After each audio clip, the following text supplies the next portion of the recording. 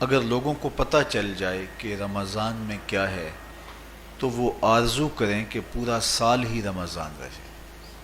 اتنی برکتیں اور اتنی رحمتیں اللہ نے اس مبارک مہینے کے دامن میں ڈال دی ہیں۔ یا ایھا الذین آمنوا کتب علیکم الصیام کما کتب علی الذین من قبلکم، کہ اے ایمان والو تمہارے اوپر روزے فرض کیے گئے ہیں جس طرح تم سے پہلوں پہ فرض کیے گئے تھے۔ کیوں فرض کیے گئے؟ وجہ کیا ہے؟ لعلکم تتقون، تاکہ تم متقی بن جاؤ، تم پرہیزگار بن جاؤ۔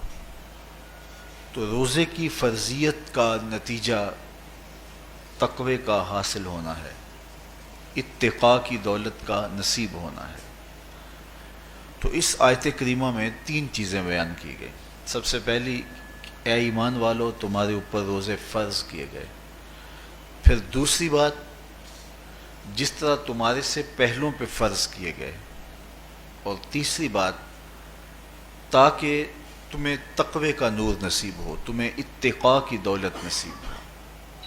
تو ایک تو روزے کی فرضیت کا حکم دیا گیا، اور دوسرا یہ تسلی دی گئی کہ یہ بھوک اور پیاس کی شدت تمہیں ہی نہیں کاٹنا پڑے گی، تم سے قبل بھی لوگ یہ عبادت کرتے رہے ہیں اور وہ اس مشکل عبادت سے تقوی کو حاصل کرتے رہے ہیں، اور تمہیں بھی ہم اس راستے سے تقوی نصیب کرنا چاہتے ہیں۔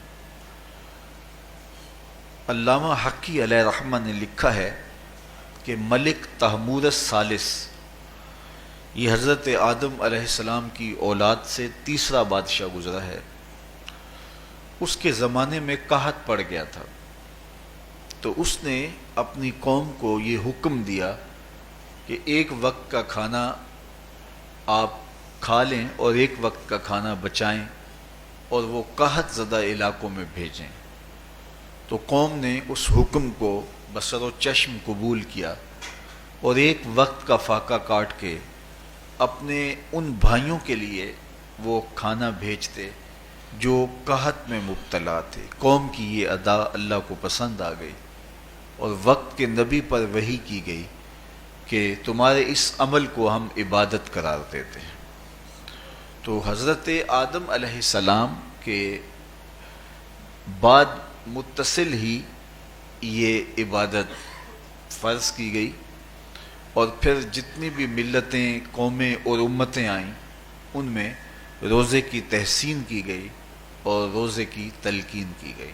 روزہ اس لیے فرض کیا گیا کہ تمہیں تقوی نصیب ہو جائے، اتقاء کی دولت نصیب ہو۔ اب سوال یہ ہے، کیا تقوی بھوک اور پیاس سے حاصل ہوتا ہے؟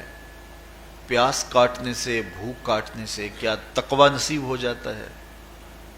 صبح سے لے کر شام تک روزہ رکھنے کی تلقین کی گئی۔ یہاں ناروے میں اور مختلف ممالک کے اندر 20 گھنٹے کا روزہ ہے، اور ہمارے بھی یہاں 16-17 گھنٹے مسلسل شدت کی گرمی میں بھوک اور پیاس کاٹنا ہوتی ہے۔ اتنا طویل دورانیہ جو بھوک اور پیاس کاٹی ہے، اس کا مقصد رزق بچانا نہیں ہے، بلکہ وَيُزَادُ فِيهِ رِزْقُ الْمُؤْمِنِ، ماہ سیام میں مومن کا رزق بڑھ جاتا ہے۔